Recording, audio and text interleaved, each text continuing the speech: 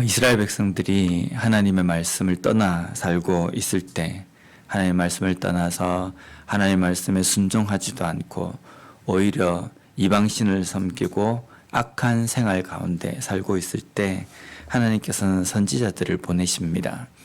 선지자를 보내셔서 지금 현재 이스라엘 백성들이 어떤 부분이 잘못된 삶을 살고 있는지, 하나님께서 무엇을 원하시는지 그것을 백성들에게 선포하게 하십니다. 그런데 이스라엘 백성들은 선지자들의 그런 말들도 듣지 않습니다.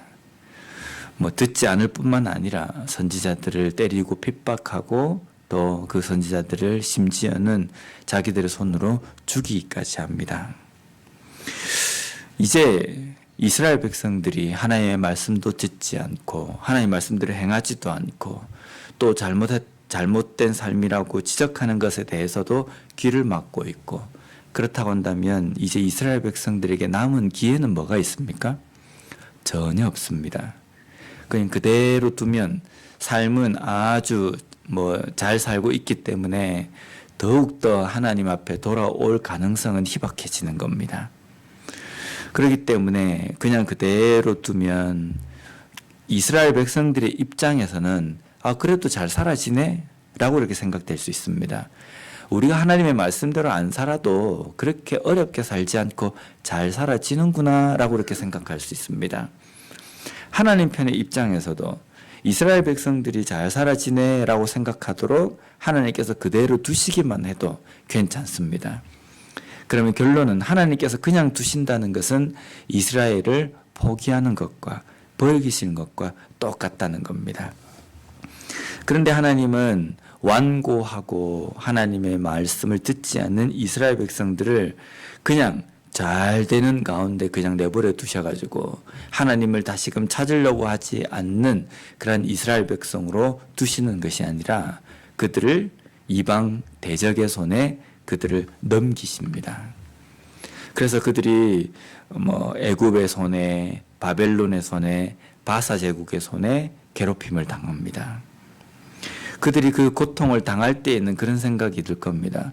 하나님의 백성인 우리를 왜 하나님께서 이토록 어렵게 하시는가? 그런데 그 안으로 열고 들어가 보면 거기에 담겨 있는 하나님의 뜻은 깨닫지도 못하고 하나님의 말씀을 듣지도 않은 백성들에게 하나님께서 대적의 손에 넘기시는 것은 또 다른 이스라엘 백성들에게 주시는 기회라는 겁니다.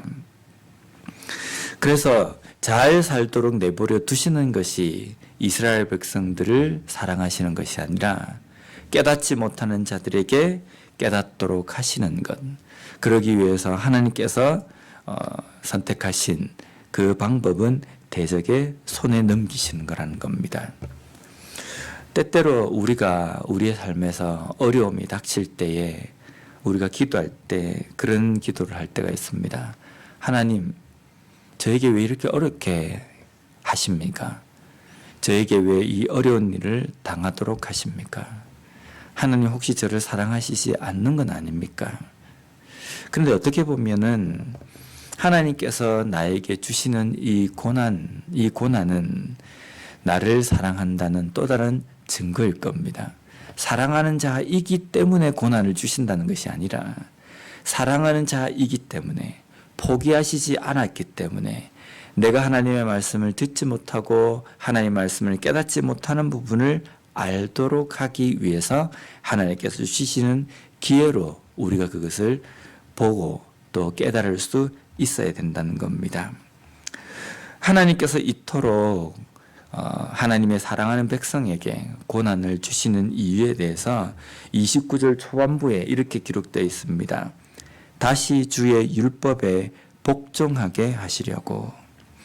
하나님께서 대적의 손에 이스라엘 백성들을 파신 것은 약올라서 내가 그들에게 얼마나 잘해줬는데 그런데도 내 은혜를 잊었느냐, 그것 때문에 화가 나셔가지고 하시는 것이 아니라 이스라엘 백성들이 그 대적의 손에 팔려서 고통당하고 괴로움을 당하게 되면 다시금 하나님의 율법에 복종하는 삶이 될 것으로 기대하시고 하나님께서 그 어려움을 주신다는 겁니다.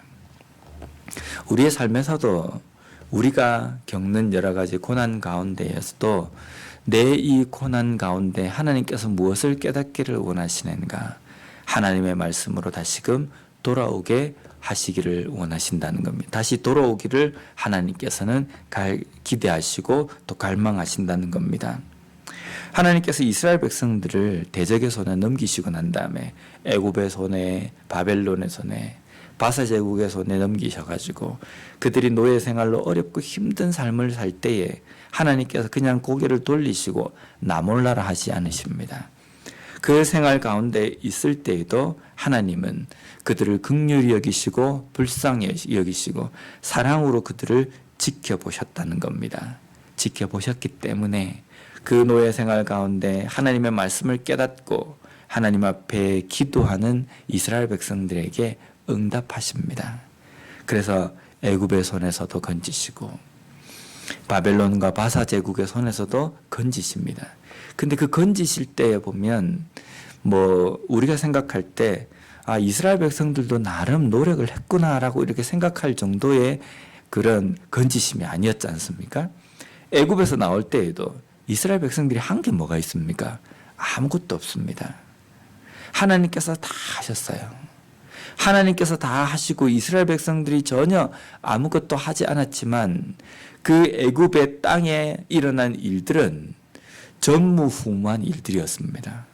어떠한 방법으로도 애굽의 이 군대를 무기력화시킬 수 없었지만 이 애굽의 군대를 무기력화시켰다는 겁니다. 바벨론과 바사 제국의 노예로 있던 이스라엘 백성, 남유다 백성들, 그들은 또 어떻습니까? 그들이 다시금 예루살렘으로 귀환할 때 남유다 백성들이 독립운동을 했거나 아니면은 그 바사 제국을 향해 가지고 아주 반기를 들어 가지고 투쟁을 했거나 전혀 그렇지 않습니다. 하나님께서 왕의 마음을 바꾸셔 가지고 그들을 예루살렘으로 다시금 돌아오게 하셨다는 겁니다. 이건 어떤 증거입니까? 하나님께서 그 노예 가운데 있는, 고통 가운데 있는, 대적의 손에 넘겨져 있는 그 하나님의 백성들의 삶을 그 가운데서도 지키고 돌아보셨다는 겁니다. 모든 고난은 하나님께서 주신 것이다. 저는 이 말에 동의하지 않습니다. 하지만 모든 고난 가운데에는 하나님께서 주시는 메시지가 있다라는 말에는 제가 동의합니다. 왜냐하면 우리가 지난주 주일에 라멕의 삶을 통해서 우리가 봤듯이 내가 겪는 어려움, 지금 이 계절이 가뭄이 있기 때문에 내가 내 손으로 거둘 수 없고 그 가뭄 때문에 힘들지만 이 힘든 가운데 하나님의 뜻을 가만히 보니까 이 힘든 모든 상황이 우리 인간의 죄악 때문에 온 것이다 라는 것을 깨닫고 나를 위로하실 분은 오직 하나님밖에 없다. 하나님께서 나를 긍휼히 여기시고 나를 은혜를 베풀어 주셔야 내가 이 가운데, 이 고통 가운데 내가 건짐을 받고 평안함과 또 안위함을 누릴 수 있다 라는 것을 고백했던 것처럼 우리의 삶에 겪는 모든 어려움 가운데에는 하나님께서 주시는 메시지가 있다는 겁니다. 때로는 그 메시지 가운데에는 내가 하나님의 말씀에 떠나 있는 부분을 깨닫게 하시기도 하고 때로는 그 고통과 어려움 속에서도 더 강하기를 원하시는 하나님의 뜻도 우리가 발견할 수 있다는 겁니다. 다시 한번 내 삶에 겪고 있는 여러 가지 고난과 어려움 가운데에서도 하나님을 바라보며 하나님께 기도함으로 말미암아 하나님의 뜻을 온전히 깨닫고 그 뜻 위에 걸어감으로 말미암아 모든 삶을 이기고 또 그 고난을 견디며 살아갈 수 있는 그런 은혜가 있는 우리와 우리 교회가 되었으면 좋겠습니다. 기도하겠습니다.